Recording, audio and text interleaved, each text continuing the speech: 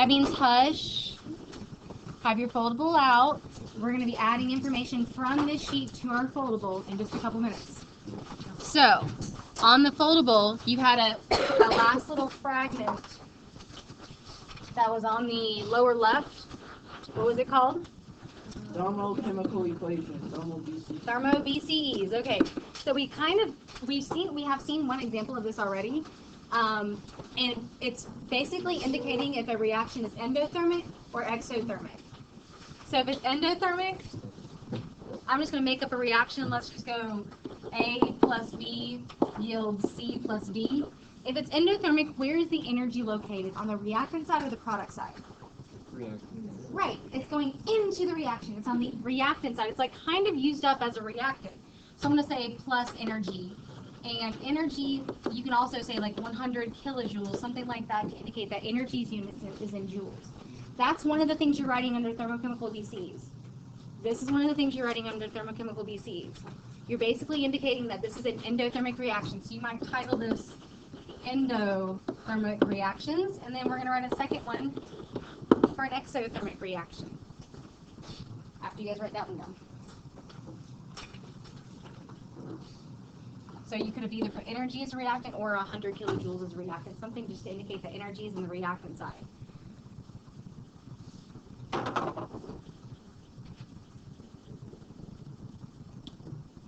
So then what would you write if we have the same kind of general equation?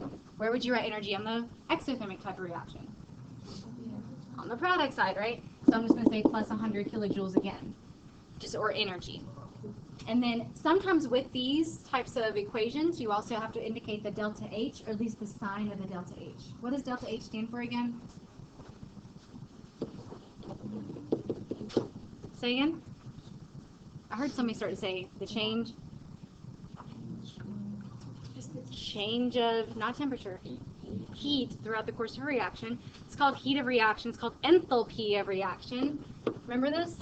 Enthalpy of reaction. Okay, so enthalpy of reaction negative goes with which scenario? Exothermic, right? So I'm just going to put in parentheses delta H equals a negative number, and that's enough just to remember that exothermic reactions have a negative delta H.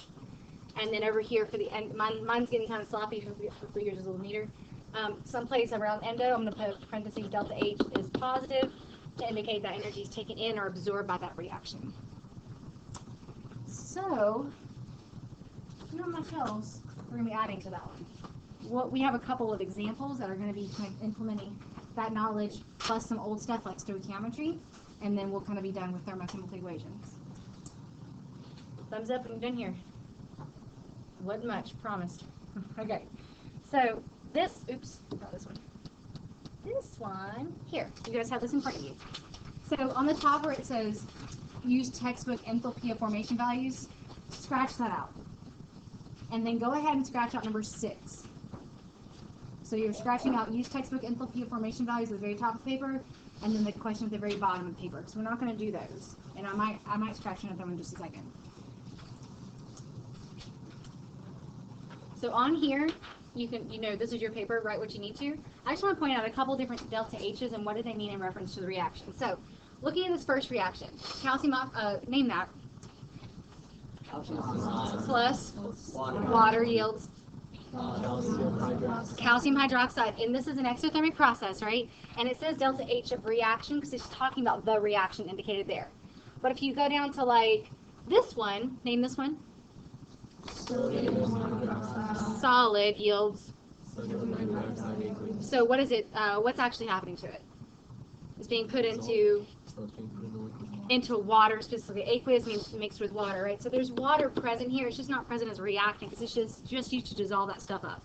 So instead of calling it a reaction, they call it HSLN, solution, just to indicate that it's making a solution. And so there's these different indications. It doesn't matter a whole lot, but some of the ones that you've seen before, you'll see here as well. So going from solid to liquid ammonia, this is fusion. Is it a positive or an endothermic process or a negative exothermic process? Because it requires energy to go from solid to liquid because it's a higher energy state. So that's positive. And then the H-2O, it's just H2O, gas to liquid, that's It's not called vaporization, but the number is the same as the vaporization delta H vat. What should this be called? Condensation, right? It's just representing the phase change from liquid or from gas to liquid. But remember back in the day when we were like, hey, you can go either way with this. It's just a negative or positive sign that indicates that HVAP equals H of condensation because it's the same phase change. But which of these gets the negative sign, meaning it's exothermic?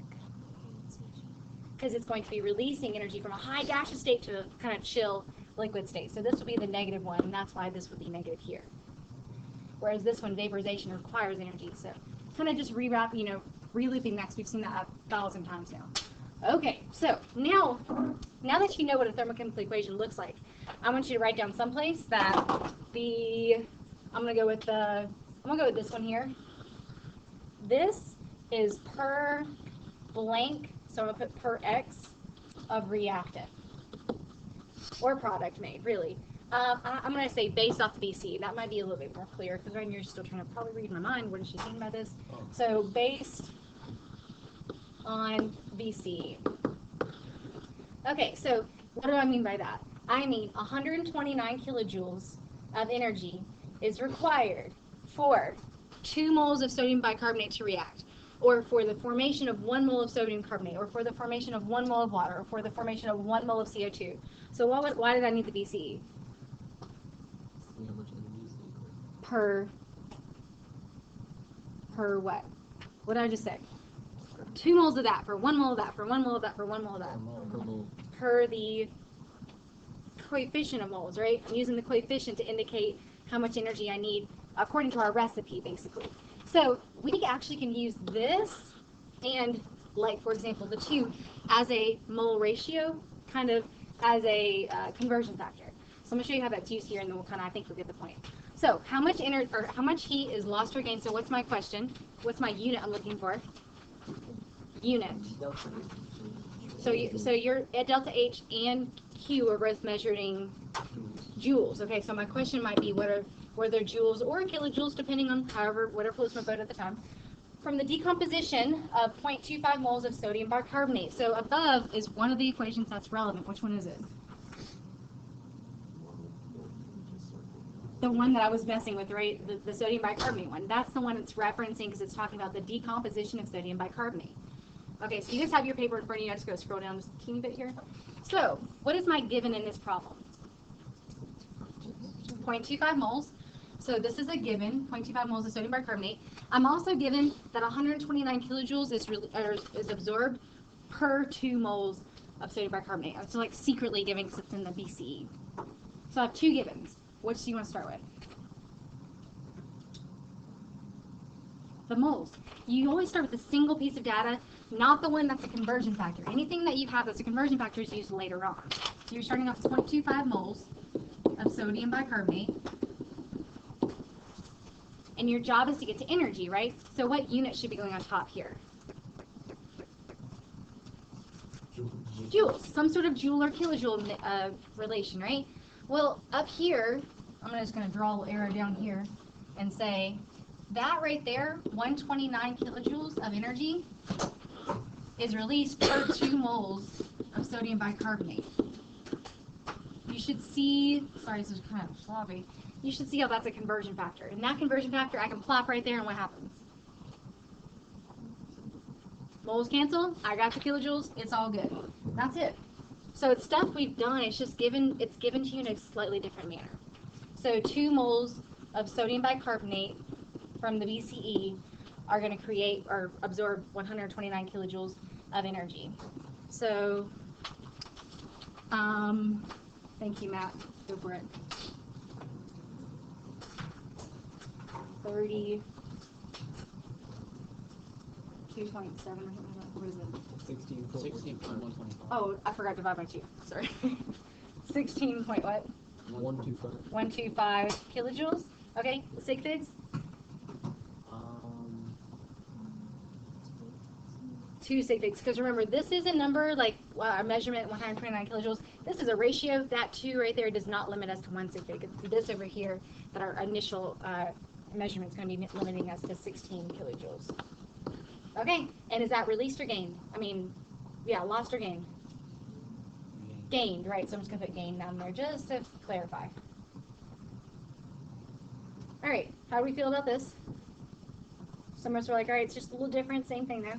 Okay, so you guys tell me how to start number 2. How many grams of liquid water? All right, so what's my question? Grams of water. Grams of liquid water. Okay, will be formed from the addition or removal of 456 kilojoules of heat.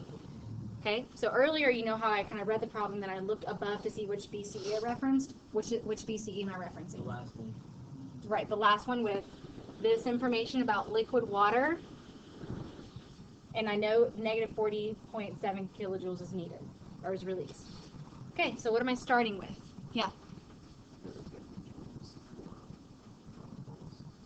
Okay, so eventually I'm going to get from joules to moles, but what's my first step? Oh, actually, no, I'm in kilojoules. You mean kilojoules to moles. So my one and only step right now is to get from kilojoules to moles. So what am I starting with? 456. I know kilojoules. That's my single data point. And then what's next, Hayden? Okay, because you know you have to cancel kilojoules, and this number came from, right, the delta H and the BCE. And then that's per how many moles of water? Right, because there's a coefficient of 1 there, or 1 there, either way. We're talking about 1 mole of water. Okay, and it's good to write water so you don't forget, like, you know what this is. All right, Caroline, tell me the last step then if my goal is to get to grams. Use the conversion factor for grams, 23.4. Oh, hold on. That's liters of gas. You're in another world for me. Yeah. Give me 80 grams of water. It's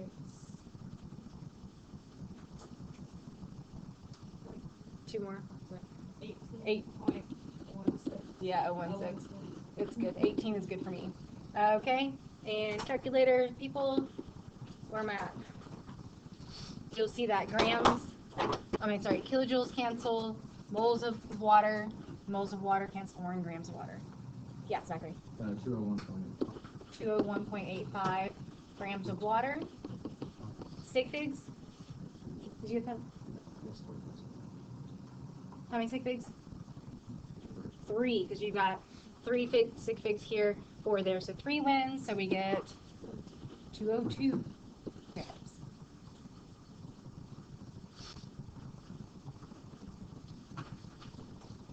Okay, you start number 3. You guys do the first question number 3, and then I'll help you on the second question number 3.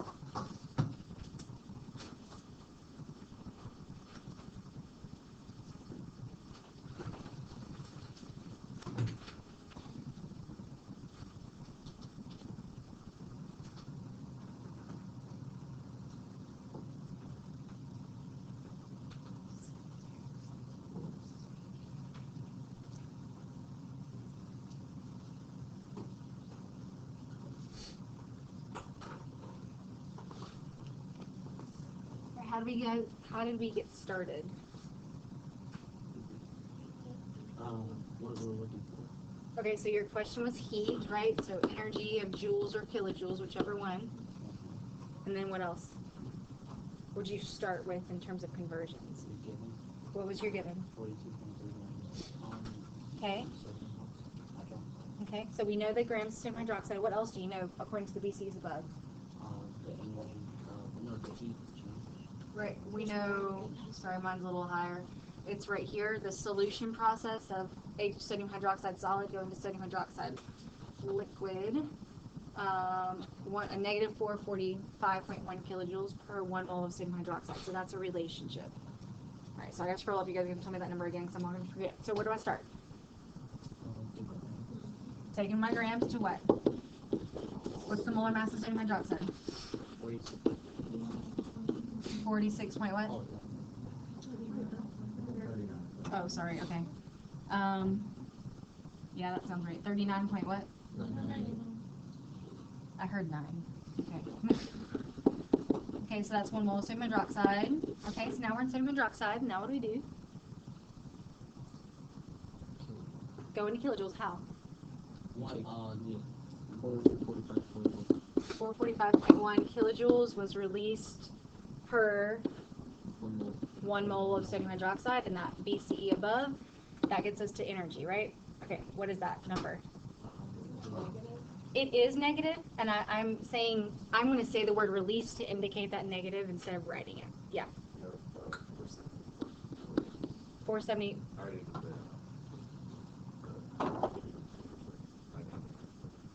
Do it? No, it's good. 471 kilojoules, what you said? Okay, so that's the amount of energy released, right?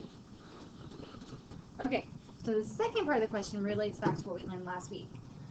How much would this amount of heat change the temperature of 1 liter of water? Yeah. So, would you put it in your calculator as a negative 445? I did not, only because I'm going to say the word released instead of writing the negative.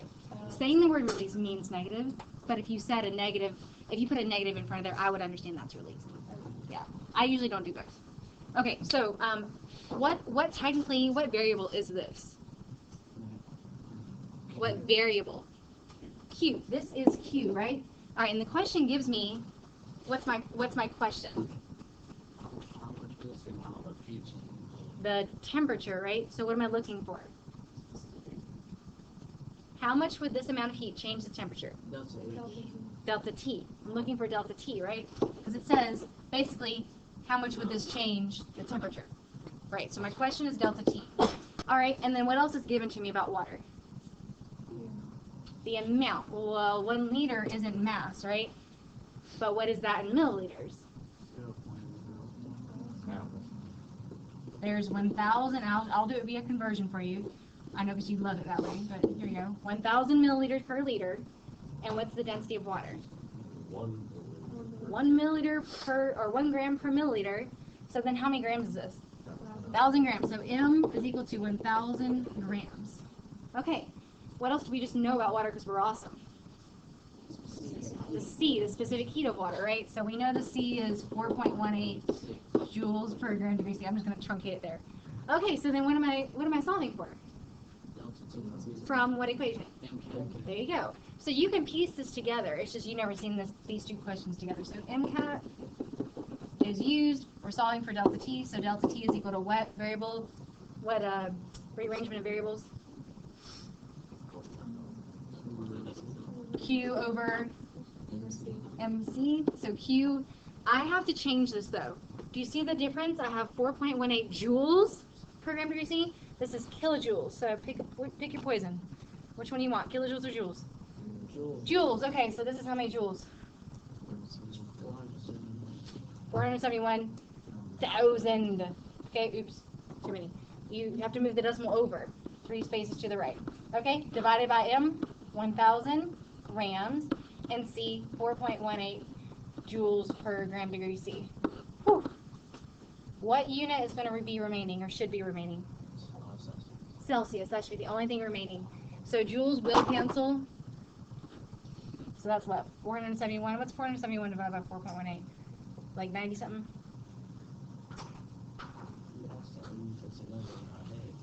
I figured you guys have calculated so quickly. What is it, Zach? I came out to 113. Not so close. 113 degrees Celsius. Whew. That's a huge change in temperature. So, we just said dissolving that amount of sodium hydroxide would heat up water, a liter of water, which is a significant amount of water, by over 100 degrees Celsius. Okay, I do this in the lab all the time to make our solutions. That stuff gets hot. I can't even hold the thing when I'm mixing the sodium hydroxide to make it go into the solution. I have to have hot hands. Oh, there's little pot holders on my hands. So, yeah, I experience this on the daily. All right, so I'm going to stop this right now. The last one, if we need to do 2 more, they're there for us. We may not need to. So, homework last night, or the weekend, whenever. Do we have some that I need to go over right now? Yeah. Give me one right now, and those of you who need some help, write down what you need. Yeah. Number 4 on the U try. 4 in the U try. Okay. I'm actually going to start on number 4 at the U try because you will find something pretty interesting, I hope. Yes. Okay, so I'm going to go ahead and point this out. We did number 4 up here last week. What did we have to do to show the transition from ice to steam?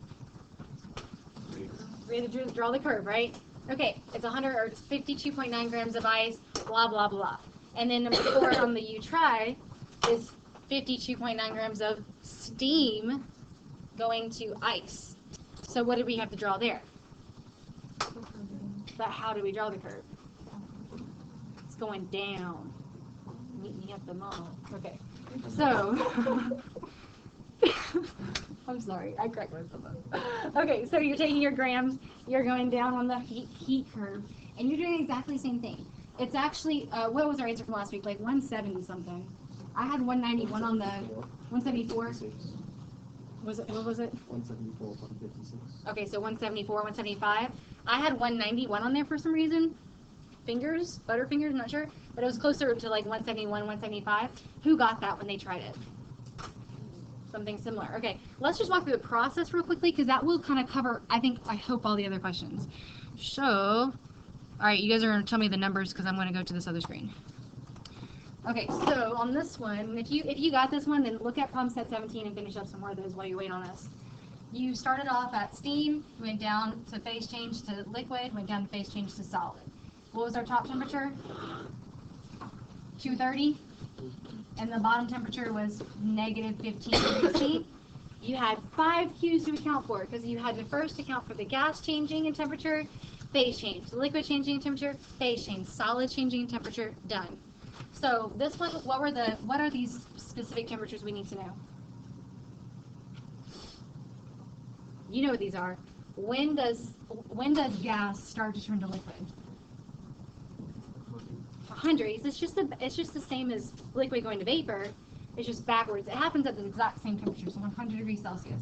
And when does liquid start turning to solid? 0. Okay, color coding here again for you. Q1 is my first one, and Q1 uses what equation? Based on what we see Q1 is related to, which is this red transition line right here. Tell me what you see. What's happening here?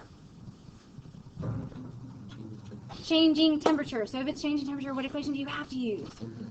MCAT, right. So MC delta T. Mass we know. C of ice we know. I'm going to let you guys take a picture of this because I'm going to forget to later. Hold on. Oops, there it is. This right here. Because whenever you're doing homework problems, you probably had to Google those. But I meant to put that up there last week so you take a picture because I knew you would need it for number 4. But these are the specific heats of ice, liquid water, and steam. Or you can write them down, whatever floats your boat. This is just for water. Okay, so 202 is what I'm looking for right now because I'm in steam phase. Okay, 202. Where am I going? Okay, oops.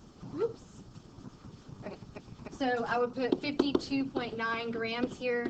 I would put 202 joules per gram degree C, and my delta T for the first phase change, or for the first temperature change is how much?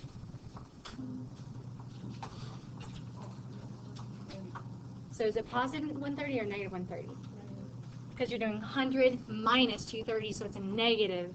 But like I said earlier, if you say released, I get it. You don't have to put the negative. I'll just put it here so you understand there is a negative here. Okay, so that's how you get Q1. I'm not going to calculate it. I'm just leaving it there for now. How do you get Q2, which is this flat line here? You'll notice that what is not changing? Temperature is not changing, so you cannot use MCAT because that would leave it Q of 0, which is not a true statement because we know energy is being exchanged somehow.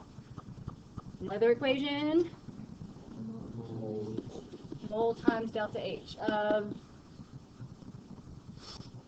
condensation, right? Because it's going from gas to liquid. That's the same number as what, though? Vaporization. Vaporization. So I'm going to put H vap there just so you know it's the same number, but it's just condensation in this case. So I would take my 52.9 grams of water, and I would go to moles of water by dividing by 18 grams. I'm not even going to calculate it. I'm just leaving that math there for you.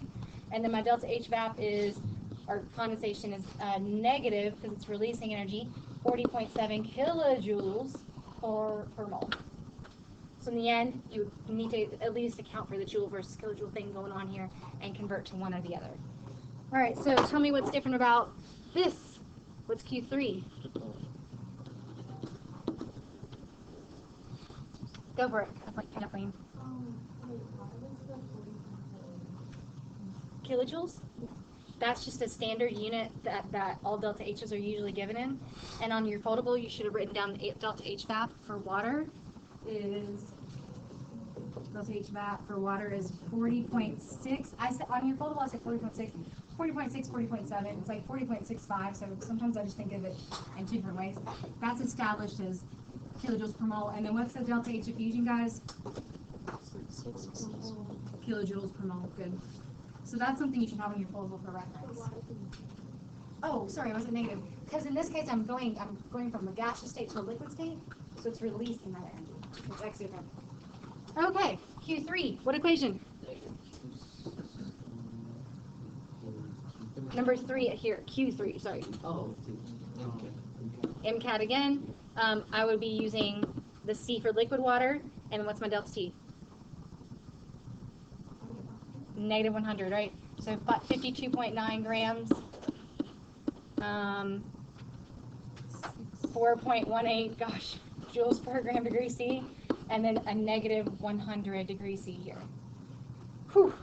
Keep it going. What's the next one? Q4.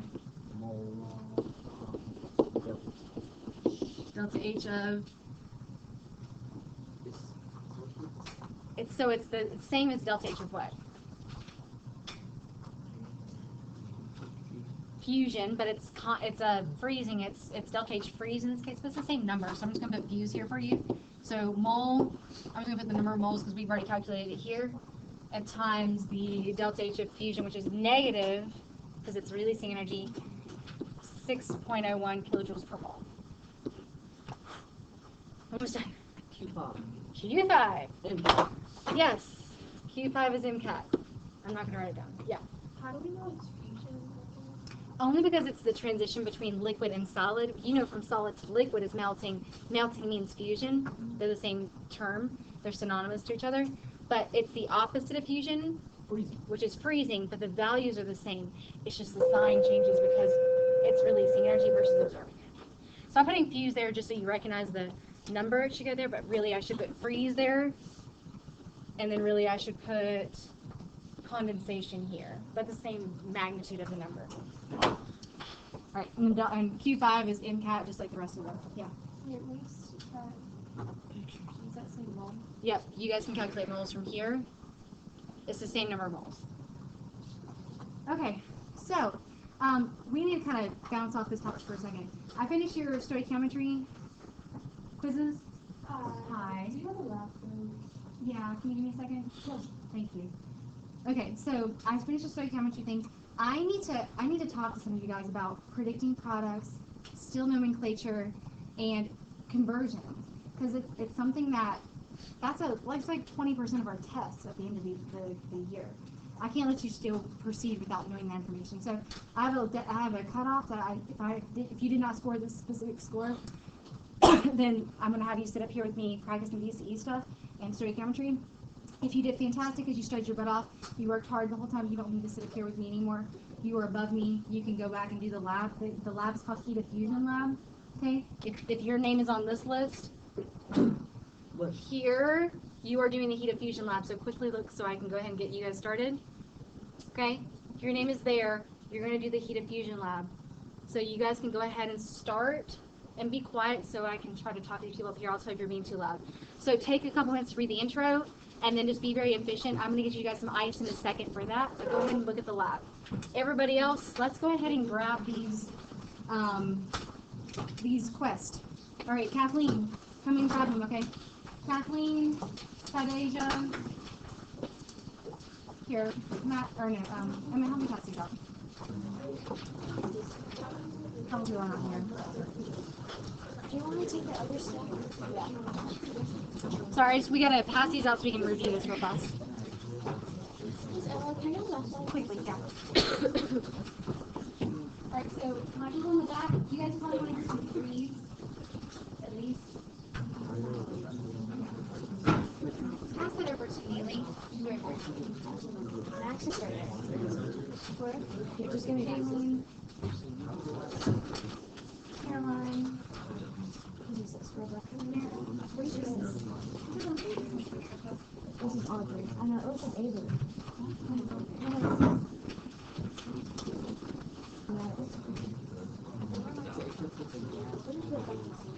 She's not here. Alright, if you guys want to move up, there's some space over there.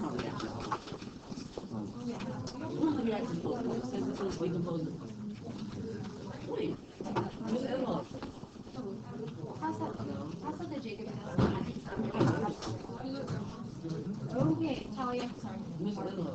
Menu, sir. Hi. Lizzie. Pass her to Lizzie.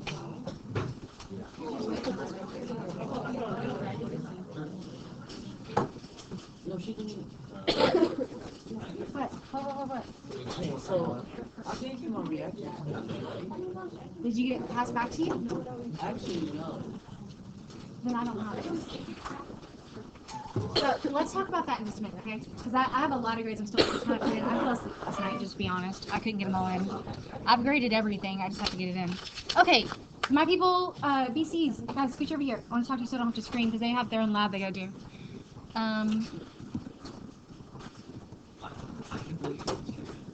Okay, so there's also, I want to show you guys how to use this reference table for now, because at the end of the year, you are going to be asked very basic information about a lot of stuff, and you get this reference sheet, and the daily, or weekly test, or bi-weekly test, whenever we do it.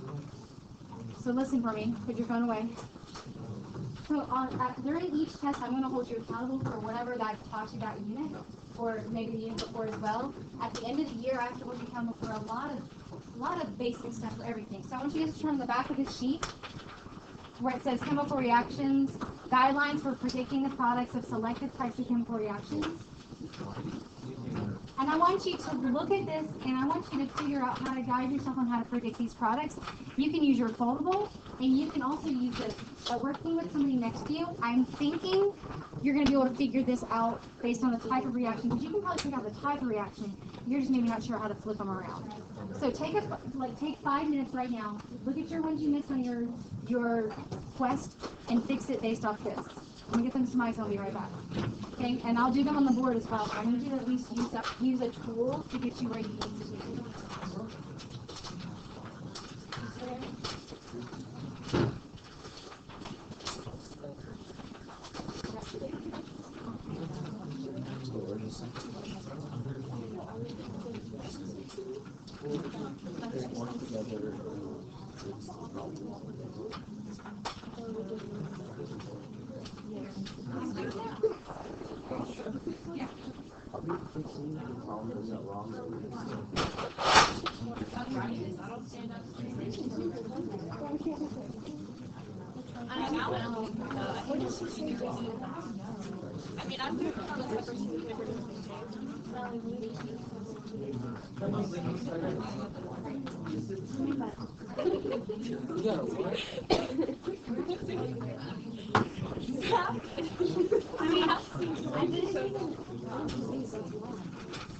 Yeah, I'm really just wanting you guys to know how to proceed from here, because we're not going to have as much time to review as you probably want to later on.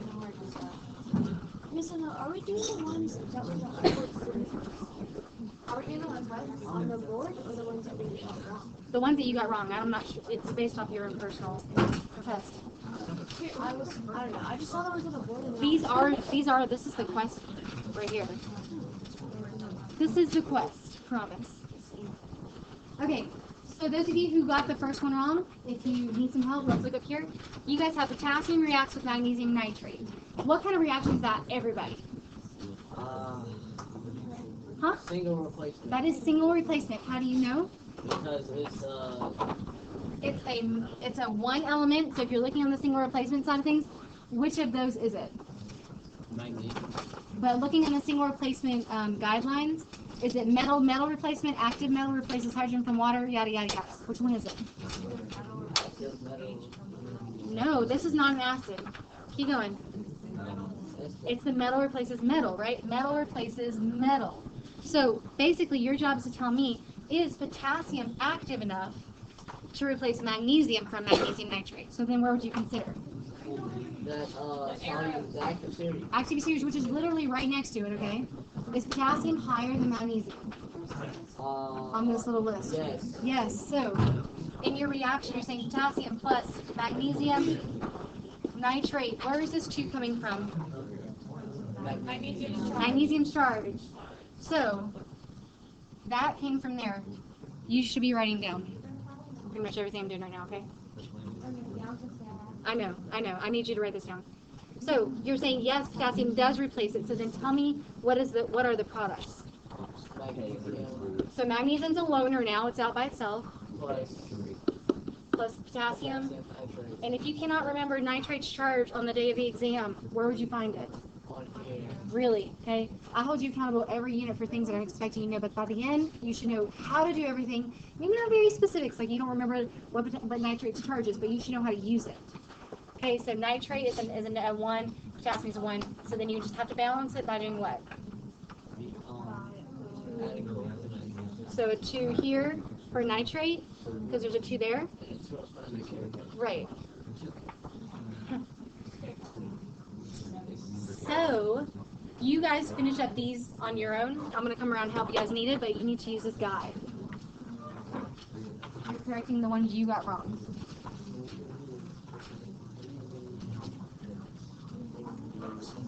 Boy, oh boy. Some of us don't have very many, so we probably will get close to 20 in the lab. Oh, these were the 5 for today. Oh, if I wrote, by the way, I'm sorry. If I wrote CCCSA, that means crisscross charges. Because I just can't write crisscross charges a million times. CCC means crisscross charges. Once I okay.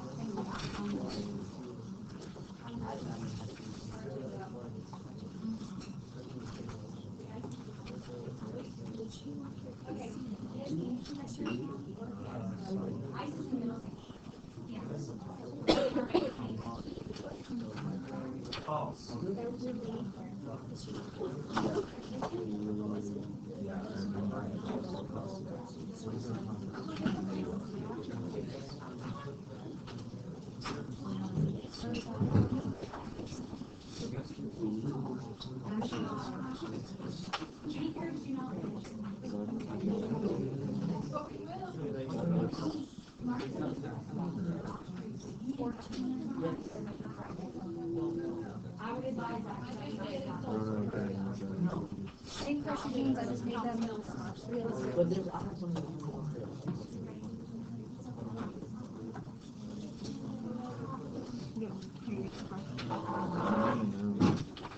So like, here what I want you to bring. CCC, that means crisscross charges. So what's a crisscross charge?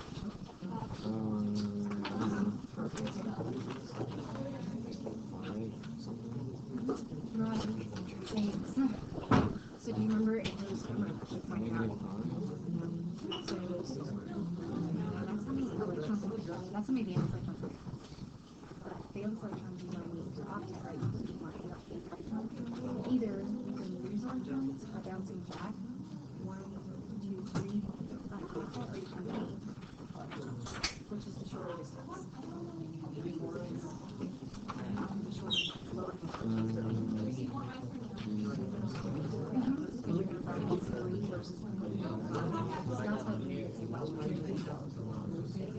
So it should go plus 8 plus 2 plus 3 plus or minus 4.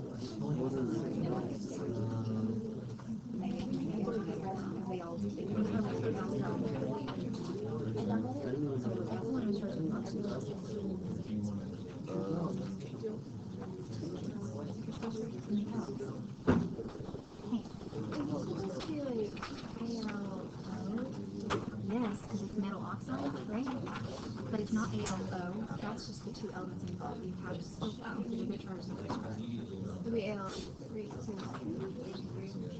That's not. You don't carry these subscripts. You don't carry with you. You every single time you put two metal and metal and metal together, you're just thinking of the charges and you're crisscrossing them. You don't even look over here for where the subscript should be. You should look over here and say, Oh, okay. so if it's ALO, oh, they're crisscrossed.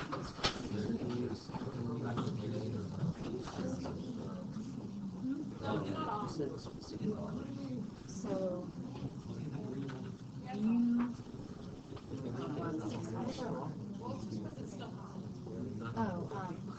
Okay, so what is you basically just cleaning something yeah, decompositions occur very specifically. That's what I mean. Decompositions have a specific fashion of how they decompose.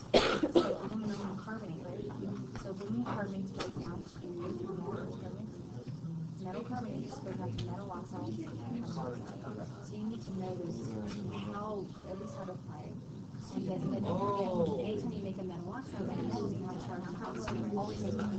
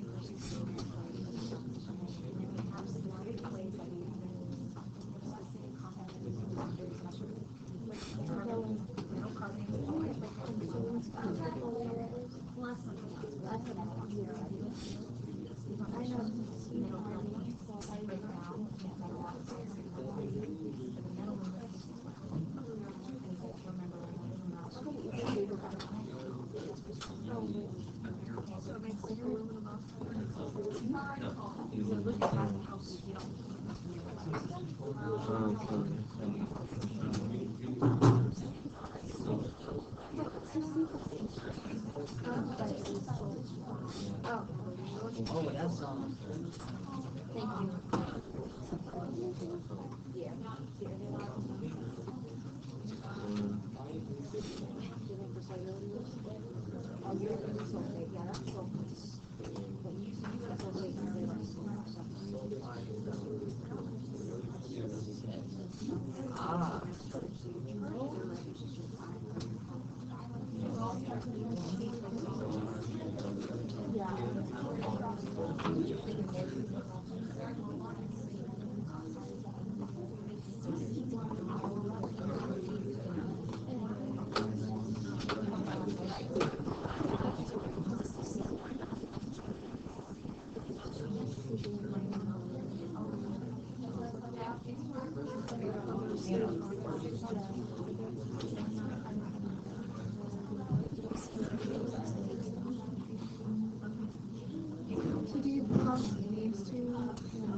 That's carbon dioxide. You hear carbon dioxide, first of all, you hear the dye between the it should scream to its coating.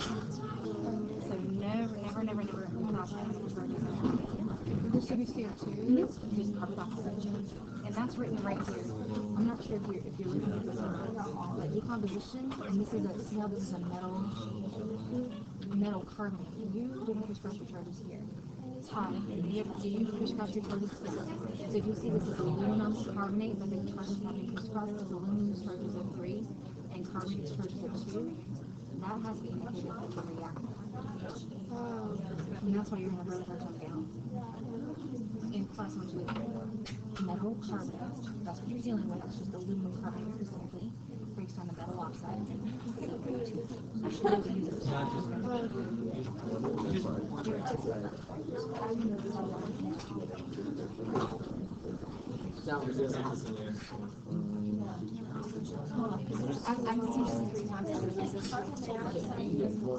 Alright, darlings, I need to show you two things. So people in the front, just stop talking for just 10 seconds or so. I know it says metal carbonate. It does not mean just the metal and just the carbonate. It means think about putting metal and carbonate together. And how do you put the metal carbonate together in this one? Hi. Aluminum to in parentheses CO3 X.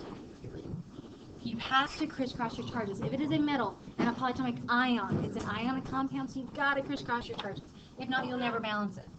And then that's going to make a metal oxide. Well, the metal oxide is aluminum oxide. Yes, I know it's ALO, but that's too cheap, right? It can't be that easy. It's never that easy. Aluminum has a 3+ charge. Oxygen has a 2- charge, because we know how to read the periodic table. And carbon dioxide is just straight up carbon dioxide. Okay, so please make sure you're following the guide, but also use your brain, because there's ionic stuff going on here. Kathleen, what's your question?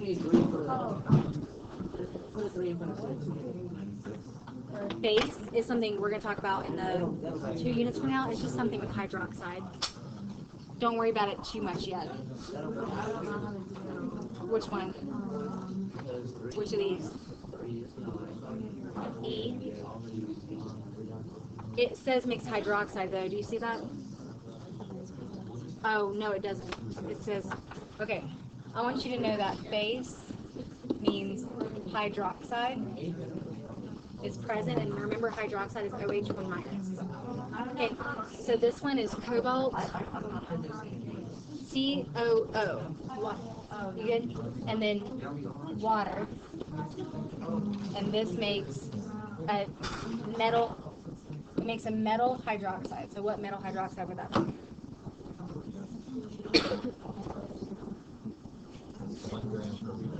CO, so cobalt what? So it's a metal hydroxide. So metal, hydroxide, and then tell me the charges. So it goes where? That's it. Just balance from there. I think it actually is balanced already. I'm doing combustion next. Is that okay? What do I add? Yeah. Emma, what's up? So that's it. You just have to make sure it's balanced. I think it is. Why do we have the charges ratio? Because this is cobalt 2+, and then oxide is O2-. So they go 2 and 2. So then we reduce it down to 1 to 1. Yeah. It says base.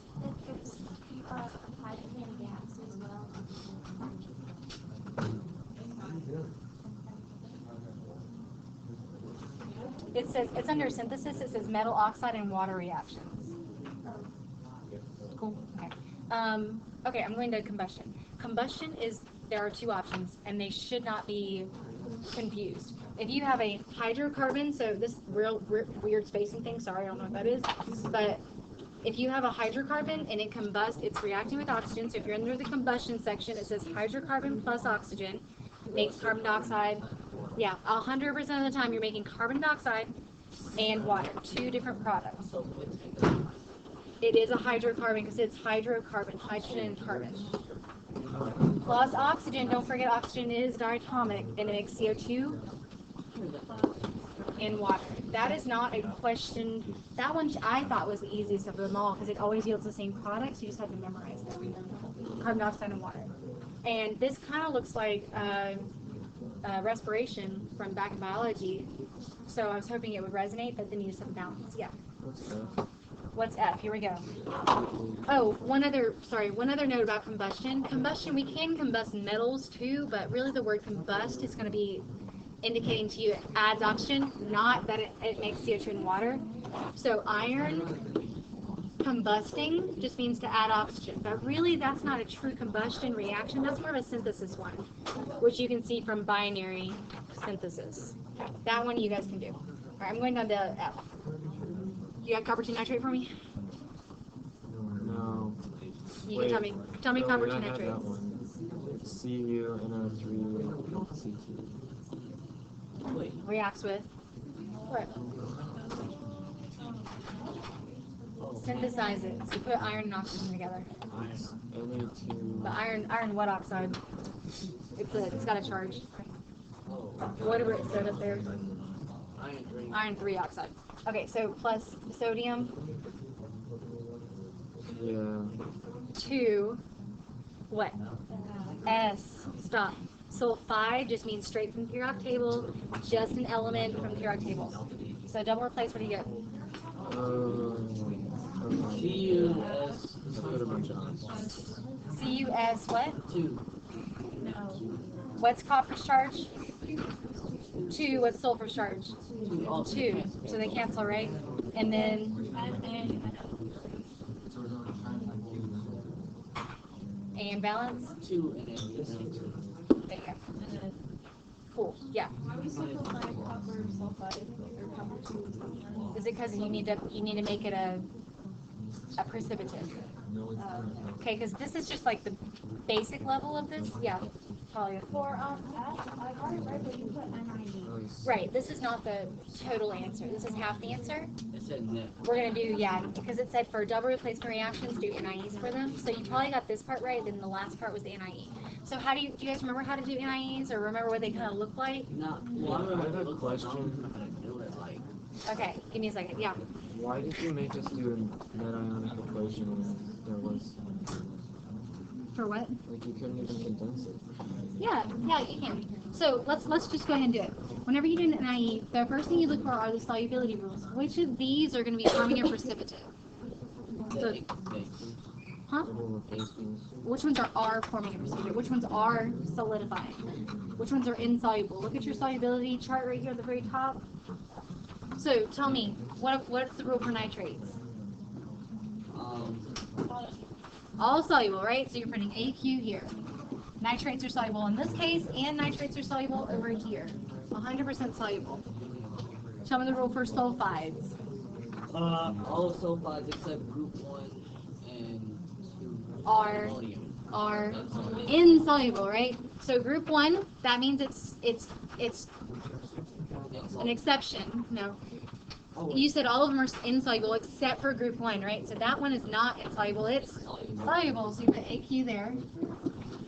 And then this one is not part of the exception scheme, so that one's going to be, and that's our precipitate. That's our PPT, that's our downer, that's our solid, whatever you want to call it. That's the one we don't touch. So I'm going to put a box around it and say, don't touch. Okay, watching you. All right, so if that's the thing that's going to be staying with us at the end, you probably can figure out which of these are going to be staying with us as well. Bless you, bless you. But the way I told you guys to do is just to separate everything and then cancel out the spectators. So this has to be separated to what? Copper, what charge? 2 plus 2, see, 2 what? Nitrates. Plus this separates into how many? 2 sodium, so 2 Na, 1 plus. Remember, net ionic means they have ionic charges. Don't forget the charges. And that's 2 minus. Okay, so that's all the reactants. They've all been separated. What do I do with this? Just drop it down. Just drop it down. Okay, do not separate it. Okay, and then this. Plus Right. 2 Na. 2 Na pluses and how many?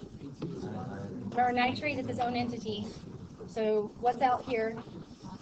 There's a 1 out here. So there's 2 nitrates. It's not 6 because that 2 applies to this whole thing, not multiplying by 3. Because there's an imaginary 1 on the outside. So that's 2 nitrates. Yeah. Is that a plus on 2? That's a 1 plus, sorry. Okay, so which are those spectator ions? Which are the ions that are present exactly the same from reactants to products, meaning they don't do anything? Which ones are exactly the same? The sodium ion and the nitrate ions, right. So who are the active members of this reaction? Copper and sulfur to yield copper to sulfide. So this right here, this actually is the NIE. And it's basically showing us exactly what the important part of the reaction is. Yeah. What did you say nice about? NIE. That's his NIE. All right, go ahead and start number 2 if you need to write number 2. I'll help you. What?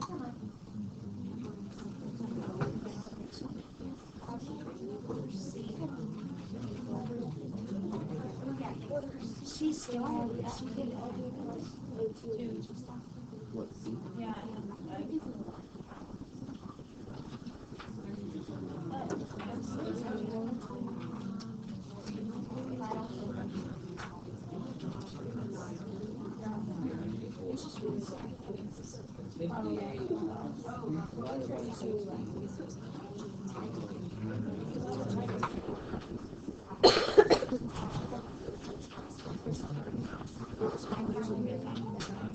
Right, you guys looking at number 2.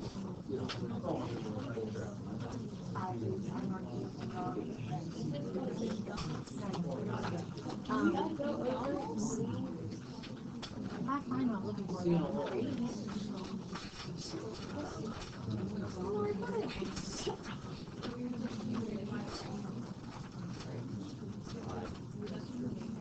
And actually, my people up here, by the way, this is your lab grade. Instead of being the lab, this is your lab grade, so make sure I get this back today. Okay? We're going to start from scratch on number 2, because number 2 was worth more than you knew. So here's like 5, here's a couple.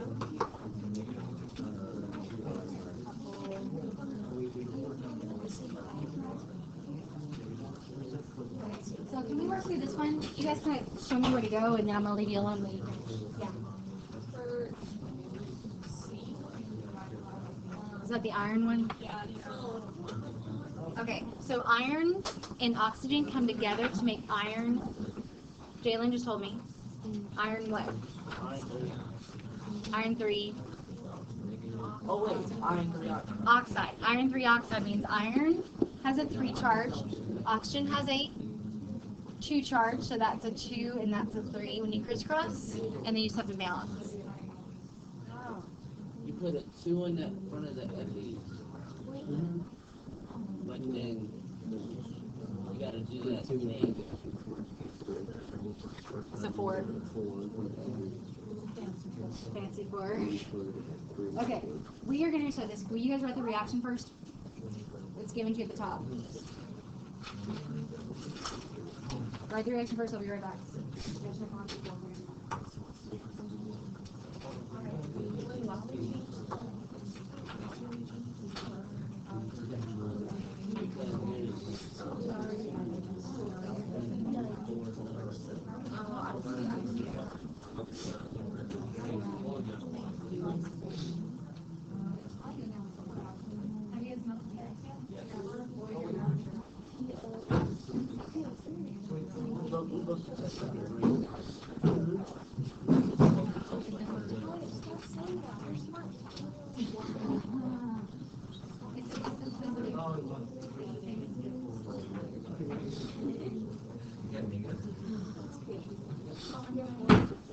You have the polyatomic ion list in front of you if you need to look at it to write your BCE.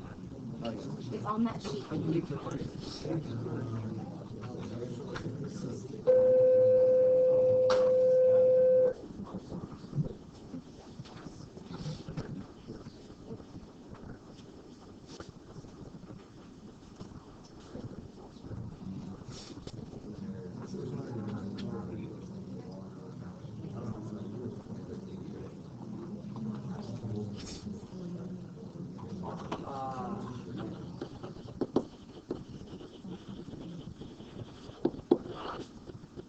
We're working on this right here together. And I said, whatever you guys do today, turn it in because it's a lab grade for you guys since you're not in the lab. So go and write on that sheet. Okay?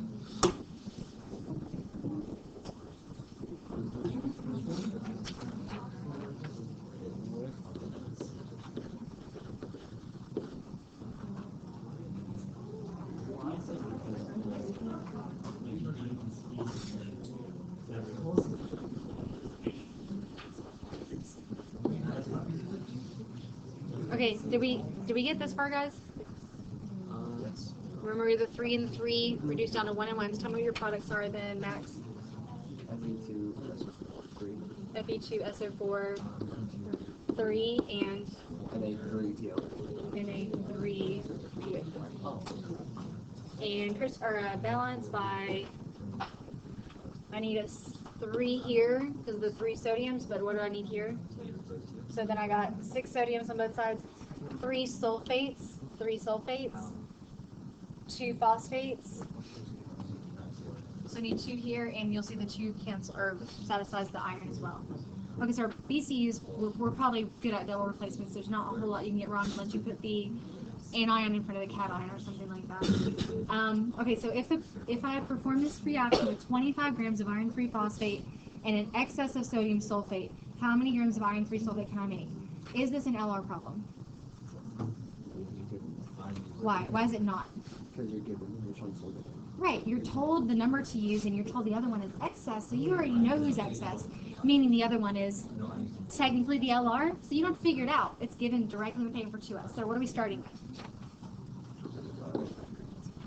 We're starting off with 25 grams of iron 3 phosphate. And then what's our question? What's our question? What are we looking for? Grams of iron 3 sulfate. I know this is a huge one to write. 3 and 2. Okay, so I'm going to start this one, but I think now that you know it's not an LR problem and you have some indication of like how to perceive this problem, I want you guys to try this with a buddy, and I'll come around and help, but I'm going to get you started on the first one, please. Okay, so actually, somebody will, tell me the molar mass of iron 3 phosphate. Because you have to get out of grams. So 1 mole of iron 3 phosphate is going to go on top, and then the grams of that's going to go on bottom. Max, you got me?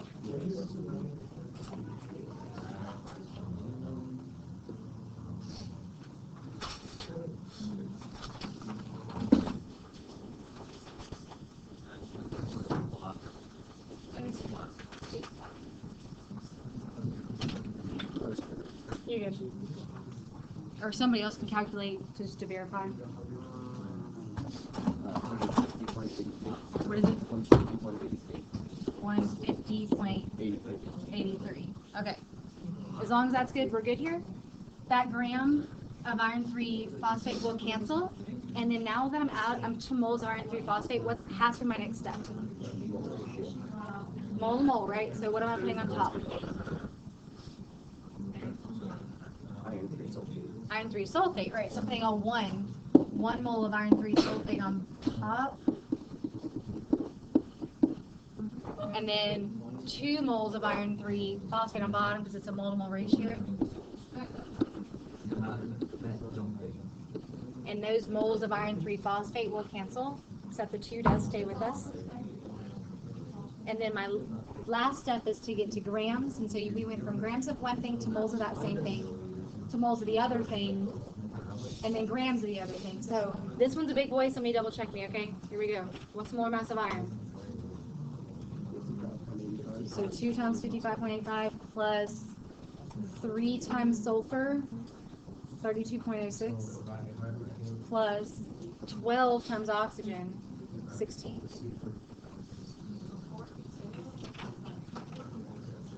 Anybody? How much? I got 399. I got 399. I think maybe just the numbers off there. So 399.98 grams per 1 mole of iron to 3 sulfate. Whew. And so that's going to give us, after we calculate grams needed. So you guys finish those up. I will come back and jot down things on the board as needed, but this has been a while, and I think maybe you fixed some of your misunderstandings as we've gone through last year, okay? So finish that for me. Yeah. Work with somebody next to you. I have a bunch of ideas in the back. Yeah, let me grab them from the back, so I have a stash. Now that's my own. Work with somebody next to you.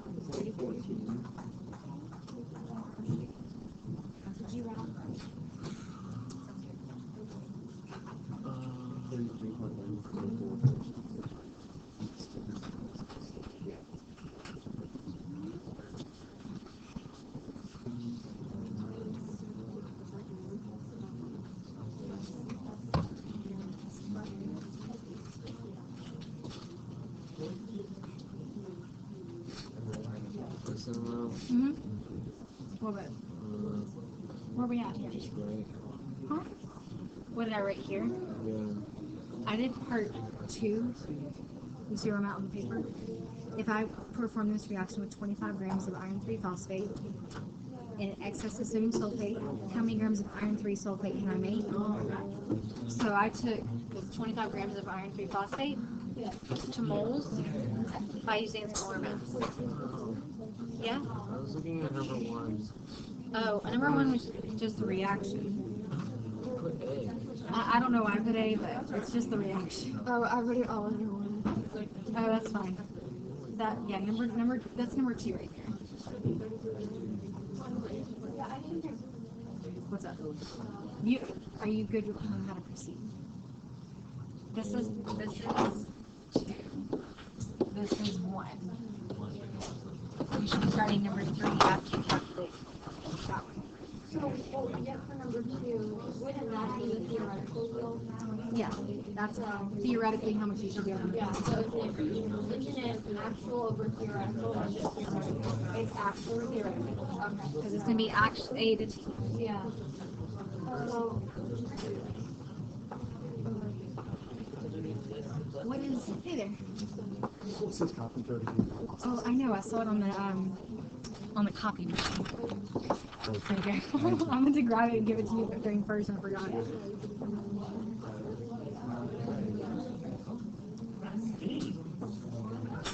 Yeah. Yeah, finish this first. For the first.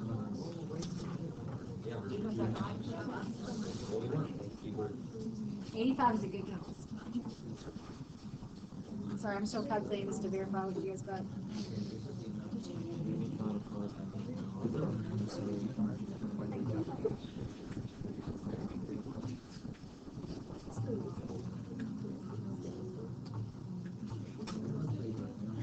what did you guys get as your theoretical yield? 57%. Theoretical yield? Oh, theoretical. Oh, 32. So this part 2 is theoretical yield because it's saying if I give you 25 grams, theoretically how much should I be able to get of that product? That was 33.1. Okay, and then part B or 3, you're doing actual yield over theoretical times 100, and that gives you what? Okay. All right, some of us are getting there. All right. You don't calculate actual yield, it's given to you on the paper because that's an actual yield. Actual yield means actually what you get in the lab, and you're not going to get up and go do it in the lab, it's going to be given to you in the paper. So number 3 gives you actual yield, 18.5 grams. oh, that's Are actually formed, so it kind of says it's actually formed, it's actually formed. Oh, numbers. So it's like, I don't think it's 5.6%. I don't know what that means. What's that matter? You also got 55. Yeah. But percent error.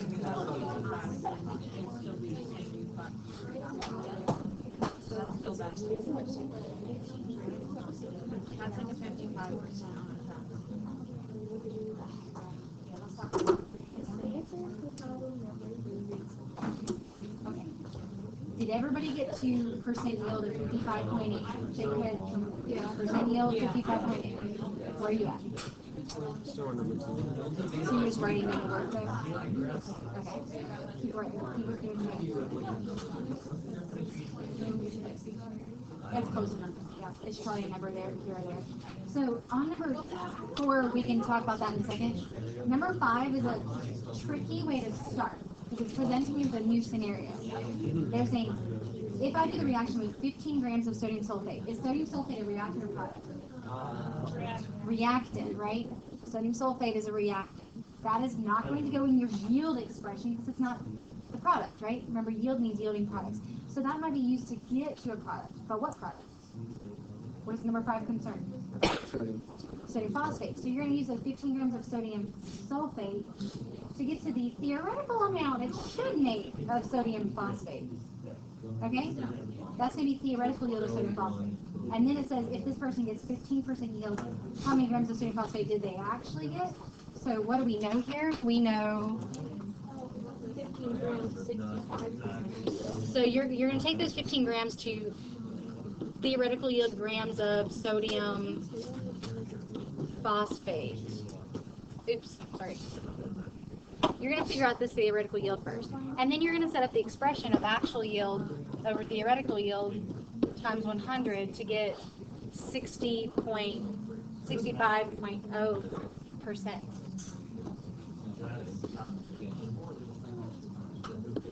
Okay, so of this expression though, what do you know? Yeah, because you just calculated it, right? So you should know that, you know this, so that's what it's asking for right there. How many grams will this person make, actually, given this information as well?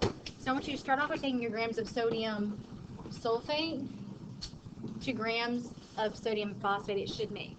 That number you'll plug in denominator here, and you'll solve for numerator. And I'll do it too, but I just want to get you started first.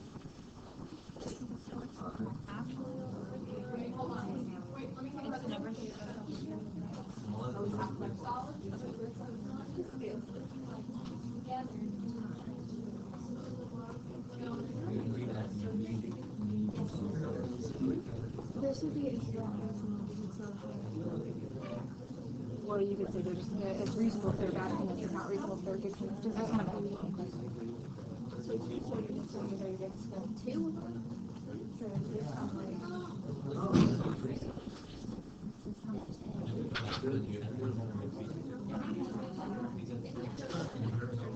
Oh, I see that.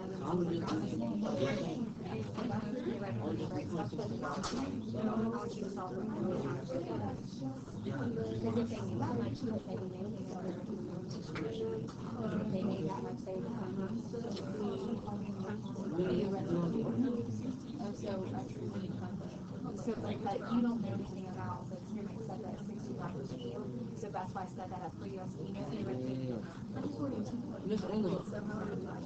I'll just off on and plug the numbers in and figure it out.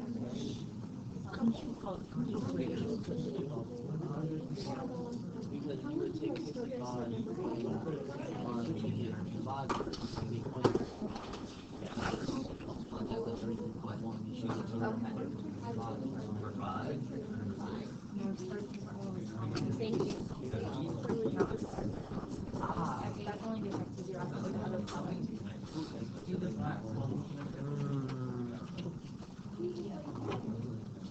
I will show you another shortcut in just a second that might help.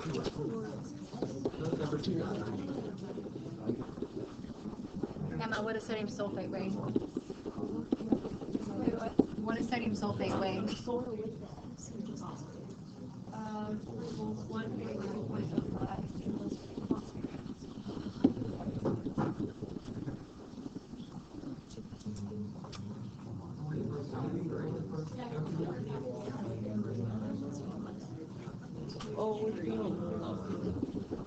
I just have to look at the ratio.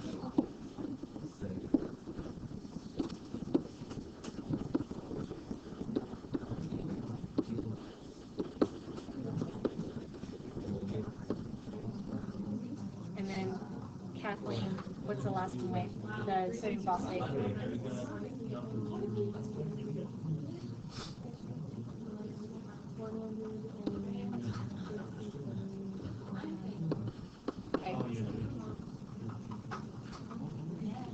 And you get that 11.54, Emma? 11.54. Yeah.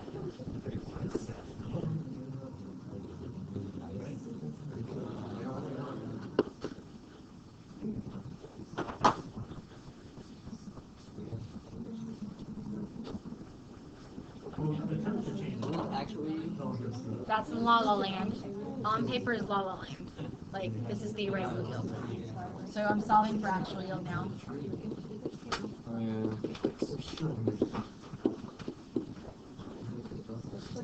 So now you're doing 16 plus. Ah.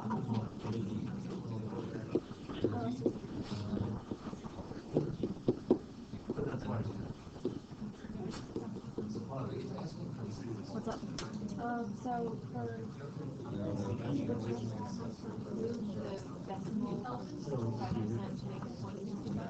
Equals x over 11.54. yeah, it actually yields equals 0.65 over. Oh no, but whenever you move the decimal, you've already counted it. So ignore that one. That's basically meaning. Oh yeah. So then.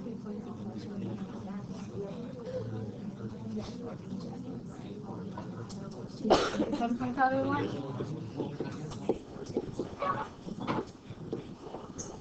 All right. This is that actual? Because it's like, if they had 15 grams, how much should they be able to make through all this stoichiometry process? Not bad. Their percent yield, 65%. And where did you get? The actual I solved for, I called it X because I didn't know it. And I did actual yield over theoretical yield, so that's my X actual over theoretical right here. Times 100 equals 65% because it said this person had 65% yield. So I set up the equation first. And then I rearranged to solve for X. Alright, when you guys who are done, get up and make sure everybody else is done. So group effort, okay? Raise your hand if you're not done yet. Yes, this sheet. You have help, I think, right there, actually. If you are done, and then should be looking at your quest for something minutes, and then I want you to follow the back of the box for me, and flip the table. And you guys can start at 17 or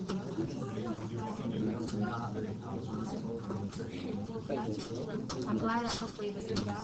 I feel like I understood most of it. And this has been a while, so I think it's probably corrected. This is the grams of the 30 because it was actually. It's such poor yield. I mean, it's 65%. They're not going to make 11. Yes. I'll go make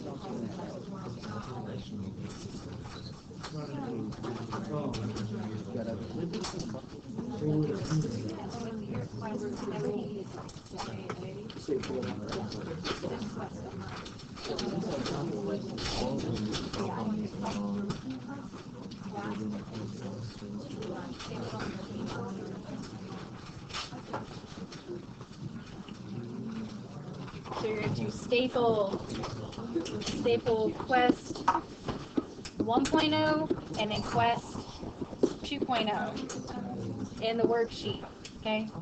You're stapling all that stuff for me. You want them in that order? I'll figure it out if you don't.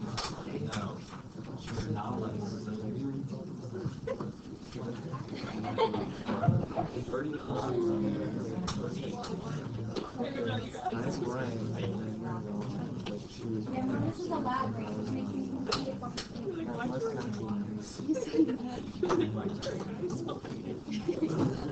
What's your question mark?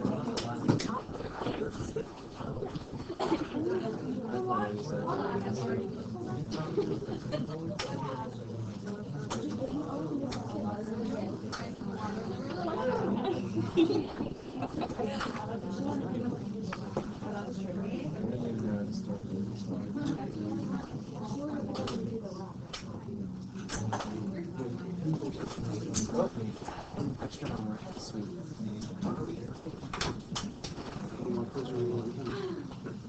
I'll watch it. Tomorrow, yeah.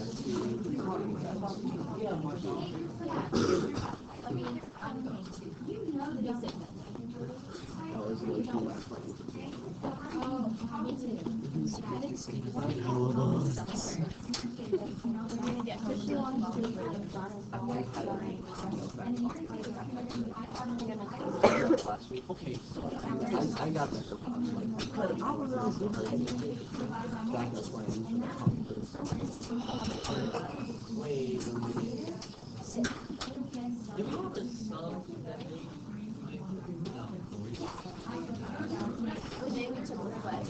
no, the yacht?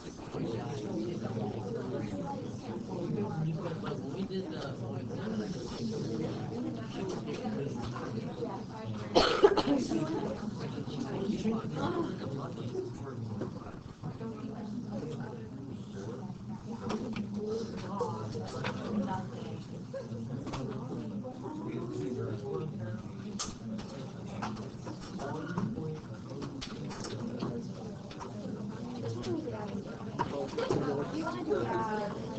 We're like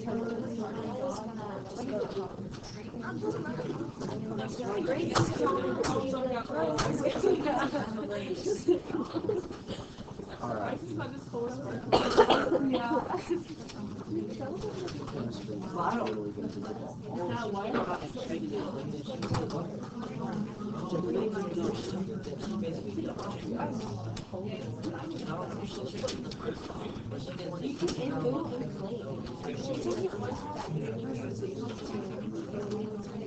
Keep on the front and make sure you're starting your homework for me, so I don't have to That's what it pay. was.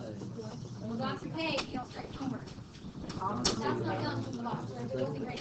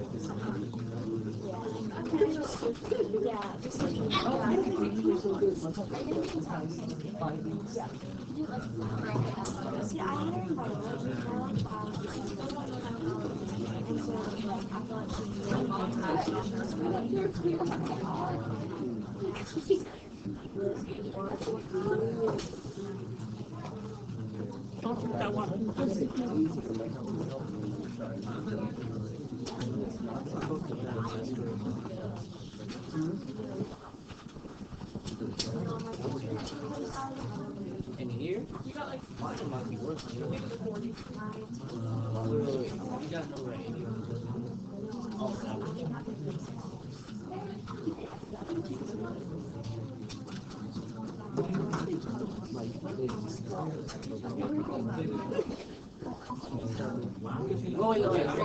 so what's your wait, how far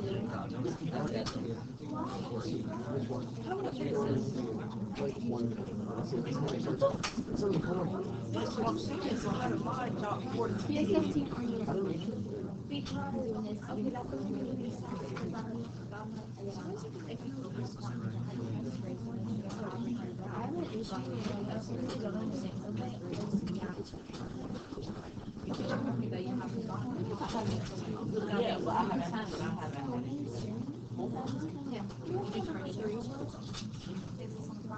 Is it late? Is that the pebble one? Yes. Okay. Pebble in this case doesn't, we don't get any information for the pebble except for the hot stuff is free. So you don't have enough information to really start it. It's actually that, the hot pebble, I'll be right there. The hot pebble transfers your descent into the water. Yes, I'm on. Excuse me, Miss Enlow. Understand that the water is coming from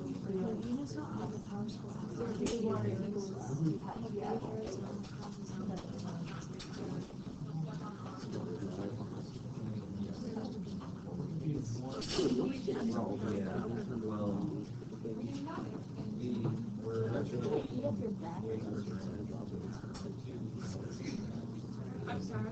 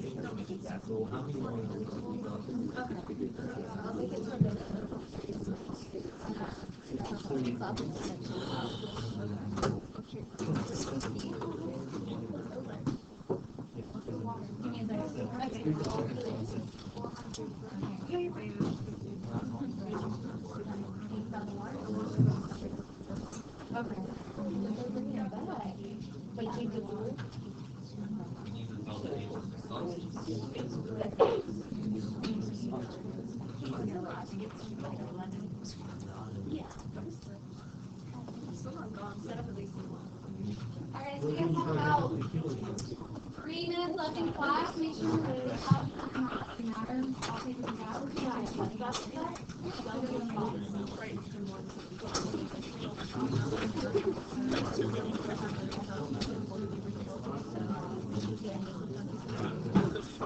Probably on my original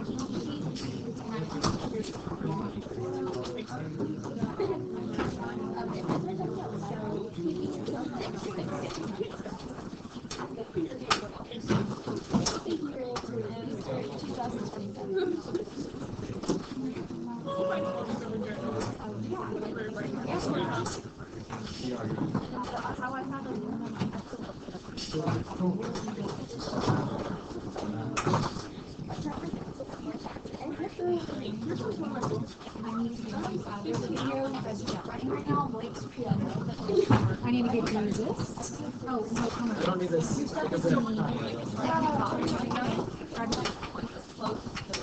Alright, back in your seats in 10, 9, 8, 7, 6, 5, 4, 3, 2, 1. Okay, if you got yourself taken care of as best you could, you should be at least on number 6 on the on the PS17. So you should be doing 6 through 10 tonight, checking your answers, and then these 6 here, and some of them will be similar, but these have no answers, so these are going to be the challenging ones, okay? I will be here. I have a Chem Club event after school today, but I will be here after school tomorrow if you need some help on that as well. We'll do some in class tomorrow. We these right next to on your desk. Now, what was your question?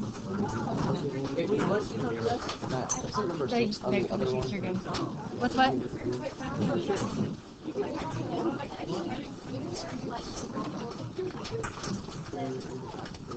Say that one more time. Are you talking on the unit review? It's not.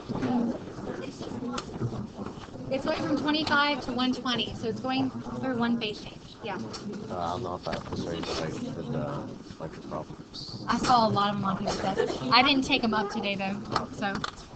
Can I Hey. borrow one of these? Yes, ma'am. Thank you. It's very pink in there. Hey. My quest, you wrote like sweet and partner. I wasn't sure. No, I didn't account for that for you. Okay, You so did. like, yeah, I did. No, it was one thing that was questioning because I had a lot of people last unit that disappointed me that you were not. That was more for me. I'm sorry, I meant to scratch it out. I figured it out later. Thank you, darling. Hey, Morgan. Can you go late now? No, go. How do you do that? No, go. I already did it in No, no. class. Go. Okay. I want you to put in the box. And I'll get it later from you. Okay? Yeah. I told you that I was you know what? Go to class. I'll talk to you later about it. Only because I don't want you to be late to class because they don't have teal right now. Okay. Let's talk later. Thank you, Ty. I don't want you to use me to be late and stuff. Not use me, but I want you to be on time to your 4th period. Me too. Peer pressure. Peer pressure, people. We're all gonna wear pro teal t-shirts. Pro teal. Can we make some?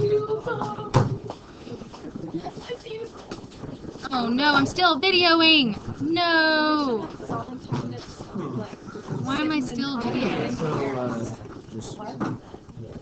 Huh? Did you fit 17 unit review? Yes, ma'am. Yes, sir. Sorry. You said you would just take away that through the web. Yes. Ian Krebs.